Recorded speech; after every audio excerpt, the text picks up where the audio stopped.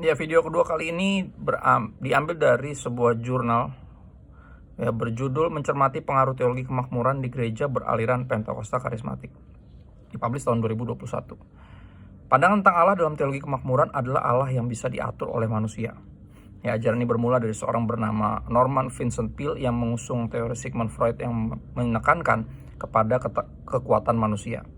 Hal ini jelas berlawanan dengan konsep Allah yang memiliki kehendak dan Allah yang berdaulat. Pada umumnya ajaran teologi kemakmuran berfokus pada salah satu sifat Allah saja. Sebagai contoh, Allah itu baik. Jika Allah itu baik, maka ia tidak akan meninggalkan anak-anaknya. Allah akan selalu memberikan kesehatan, kelimpahan, kesejahteraan kepada anak-anaknya. Nah, tentang iman dalam ajaran ini biasa dilihat sebagai seperti sebuah kekuatan positive thinking. Manusia diharuskan berdoa dan meminta dengan penuh iman dan kepercayaan. Dan jika tidak mendapatkan apa yang diminta atau didoakan, biasanya dikategorikan sebagai orang yang kurang beriman atau memiliki dosa tersembunyi yang belum dibereskan. Mengenai pandangan tentang dosa dalam perspektif teologi kemakmuran, dosa dipandang sebagai penghalang relasi manusia dengan Allah. Nah, bagi ajaran Kristen pada umumnya, dosa manusia tidak bisa dilepaskan dari dosa asal yang berakar dari pemberontakan Adam dan Hawa di Taman Eden. Dari pemberontakan ini kemudian mengalirkan dosa-dosa yang membuat manusia semakin jahat di setiap generasinya. Namun bagi penganut teologi kemakmuran, mereka menolak dosa asal ini karena menyebabkan perasaan buruk dalam diri seseorang. Ya. Keselamatan secara sederhana dipandang sebagai perubahan gambar diri, yaitu dari gambar diri yang negatif ke positif. Perubahan ini tentu saja merujuk pada apa yang Kristus lakukan di kayu salib sebagai bukti nyata kasih Allah kepada manusia. Iman kepada Kristus ini menunjukkan kesadaran mereka yang berdosa dan membawa kelayakan dan bahwa diri manusia sangat berharga. Ya. Sisi positif pandangan ini membuat orang percaya merasa berharga di mata Tuhan, namun juga memiliki kelemahan, yaitu terlalu menganggap diri berharga. Ya, bisa menjadikan orang percaya lupa bahwa dirinya adalah manusia berdosa yang tidak luput atau bahkan sangat mudah terjerumus dalam dosa. Bagi orang percaya, doa adalah nafas hidup orang percaya dan ada kuasa dalam doa orang percaya. Sedangkan doa dalam pandangan teologi kemakmuran yang banyak juga diikuti oleh kalangan beraliran Pentakosta Karismatik merujuk pada perkataan yang berkuasa, the power of words, perkataan positif, perkataan iman atau the word of faith, janji movement, ya, dan juga klaim akan janji-janji Tuhan dalam seluruh Alkitab melalui doa pribadi maupun doa secara komunal. Teologi kemakmuran percaya bahwa apa yang diucapkan seseorang akan jadi kenyataan jika dengan yakin dideklarasikan. Orang yang miskin atau sakit biasa dicap sebagai orang yang kurang beriman. Berikutnya pengaruh teologi kemakmuran dalam gereja Pentakosta Karismatik. Perkembangan dunia menjadikan setiap orang seperti dipaksa untuk memandang kesuksesan atau kemakmuran sebagai fokus utama dalam hidup ini. Dari sinilah mulai muncul ajaran-ajaran teologi sukses atau kemakmuran dan juga biasa kadang disebut sebagai teologi anak raja misalnya. Jadi semakin berkembang bahkan diterima baik kalangan pribadi maupun juga gereja. Dan di abad 21 ini banyak gereja yang terpengaruh dari ajaran teologi kemakmuran. Ya, mengenai ajaran ini banyak yang menerima dengan terbuka, tapi juga banyak yang kontra, ya, banyak yang mengkritisi, menolak ajaran ini. Berikutnya adalah pengaruh-pengaruh teologi kemakmuran dalam gereja Pentakosta Karismatik yang apabila tidak dikaji dengan benar, bisa menyeret orang percaya kepada iman yang salah. Iman adalah bukti patuh dan respon hati yang penuh kepada firman Tuhan. Iman selalu berhubungan dengan percayaan, menerima sesuatu sebagai kebenaran, setia dan taat sebagai wujud konsistensi. Tapi dalam teologi kemakmuran terjadi yang pertama nih, kesalahan dalam menghayati iman. Banyak orang Kristen yang menganut teologi ini berdoa meminta untuk kepentingan sendiri, misalnya meminta rumah, meminta agar hutang-hutangnya dilunaskan, yang meminta suatu hal yang berhubungan dengan kepentingan pribadi lainnya. Ya, seakan-akan mereka menerima hasilnya dan membuktikan memiliki iman yang besar atau iman yang raksasa. Jadi kalau minta dan dapat artinya wah, berarti imannya gede, imannya giant faith. Namun iman di sini dirasa kurang menghargai Allah sebagai pribadi ilahi yang berkuasa, berdaulat dan memiliki kehendak yang gak dapat diganggu-gugat.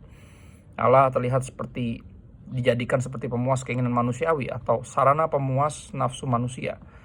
Nampaknya juga Allah tidak dihargai. Bahkan jika doa orang tidak dijawab, mereka bisa saja menyalahkan Tuhan.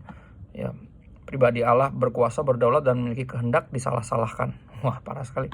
Ya, kelemahan dari pemahaman atau penghayatan iman ini Allah sudah tidak lagi dianggap sebagai pusat segalanya, melainkan hanyalah alat untuk menjawab kebutuhan ya dari manusia. Sejatinya iman Alkitabiah haruslah berpusat kepada Allah, bukan pada harta kekayaan, kesehatan, kesuksesan, happy, kebahagiaan, bahkan keinginan manusia. Manusia harus sepenuhnya tunduk pada Allah, bukan manusia yang mengatur-atur Allah, walaupun punya iman. Ya. Berikutnya, motivasi yang keliru adalah dampak buruk lainnya dari teologi kemakmuran. Iman yang salah menimbulkan motivasi yang salah. Alkitab mengajarkan bahwa motivasi orang percaya seharusnya dikaitkan dengan mengikut Tuhan, melayani Tuhan, bahkan melakukan kebaikan. Mengikuti Tuhan bukan hanya sekedar ingin masuk surga dan menikmati hal-hal di dalam surga.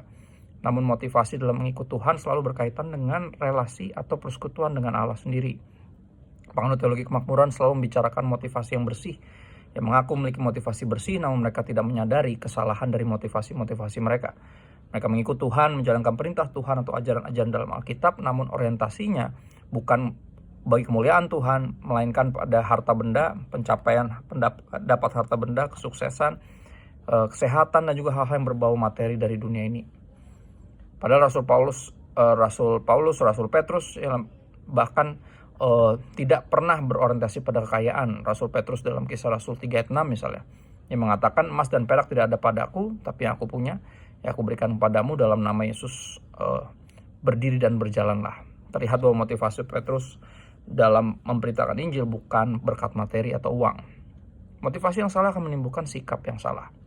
Penganut teologi kemakmuran berikutnya salah dalam memandang uang akhirnya, ya sehingga timbul ketamakan dan keserakahan. Memakai Ulangan 28 ayat 13 yang dimaknai bahwa Tuhan menjadikan engkau pemimpin atau direktur atau suatu jabatan yang tinggi dan akan membawahi banyak orang.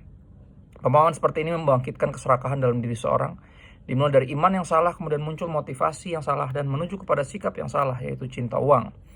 Dalam 1 Timotius 6 ayat 10, Rasul Paulus mengingatkan orang percaya untuk menjauhkan diri dari kecintaan akan uang, karena akar segala kejahatan berasal dari hati dan pola pikir yang dikuasai oleh kecintaan akan uang. Tuhan Yesus juga memperingatkan orang percaya melalui Matius 6 ayat 24 dan atau Lukas 16 ayat 13 misalnya, di mana Tuhan Yesus menjelaskan bahwa tidak ada seorang pun dapat mengabdi kepada dua tuan. Ya, tidak ada seorang dapat mengabdi kepada Allah dan juga kepada Mamon. Dengan kata lain, jika orang percaya cinta Tuhan, maka tidak ada cinta uang dalam dirinya, dan begitu juga sebaliknya. Ya, ketika seorang cinta uang, maka tidak mungkin ditemukan cinta akan Tuhan dalam diri orang tersebut. Dampak berbahaya lainnya dari teologi kemakmuran adalah kemungkinan tersesatnya jemaat yang lugu dan polos, ya terjerat masuk dalam pemahaman teologi yang sesat ini. Dalam konteks kekristenan, sesat adalah sesuatu hal yang melenceng dari Alkitab sebagai kebenaran Allah yang berotoritas. Dalam teologi kemakmuran, mereka menggunakan sarana duniawi untuk menarik orang-orang dalam gereja, seperti bangunan yang megah, ibadah yang nyaman, khotbah-khotbah yang menyenangkan telinga tentang berkat, masa depan, jodoh, kesuksesan duniawi, materi, dan lain-lain. Di sisi lain, sarana ini memiliki nilai positif, yaitu membuat orang yang terhilang atau belum mengenal Tuhan jadi masuk gereja. Tapi sarana ini juga memiliki nilai negatif yang sangat berbahaya. Sebagai contoh, jika gereja ingin mempertahankan orang-orang tersebut, maka gereja membutuhkan sarana dunia yang lebih besar lagi dari sebelumnya. Sehingga tidak menutup kemungkinan banyak pengkhotbah yang mempertahankan jemaatnya dengan mengkhotbahkan hal-hal yang menyenangkan telinga, seperti berkat-berkat melimpah, ya Tuhan menyembuhkan segala penyakit, Tuhan membuat mujizat, dan lain-lain. Sebagai orang Kristen, kita percaya bahwa Tuhan memanglah pembuat mujizat. Tuhan adalah penyembuh, bahkan Tuhan bisa memberkati sesuai dengan kehendaknya. Namun penganut teologi kemakmuran lupa dengan adanya penderitaan atau sakit penyakit yang diizinkan Tuhan atas umatnya. Seperti bangsa Israel misalnya diizinkan Tuhan diperbudak selama 400 tahun, Kejadian 15 ayat 13, dan kemudian tentunya berbagai penderitaan yang dialami oleh Ayub. Ya, jika kita beralih kepada perjanjian baru, Rasul Paulus mengalami sakit atau yang disebut dengan duri dalam daging. Bahkan Paulus berdoa untuk kesembuhan dirinya, namun Tuhan tidak mengabulkannya. Contoh lain, Timotius yang mengalami sakit pencernaan misalnya. Semua yang terjadi dalam kehidupan ini atas izin Allah. Semua yang terjadi, yakni suka duka, baik buruk, senang menderita, kita mesti tetap bisa memuliakan nama Tuhan. Nah, kesimpulan dari artikel ini, teologi kemakmuran adalah teologi yang mengajarkan bahwa orang Kristen itu harus kaya, diberkati, sukses, makmur, sehat, happy, dan hidup enak. Teologi kemakmuran berpusatkan pada cerita atau narasi dalam Alkitab mengenai tokoh Alkitab yang hidup dalam kelimpahan. Berpusatkan pada Allah yang maha kaya, maha kasih, sehingga tidak mungkin membiarkan anak-anaknya kesusahan, kesakitan, dan mengalami penderitaan. Pandangan teologi ini menekankan pada salah satu aspek saja dari Allah dan melupakan aspek-aspek yang lainnya. Pandangan teologi ini mempengaruhi sebagian besar gereja, terutama gereja beraliran Pentakosta karismatik.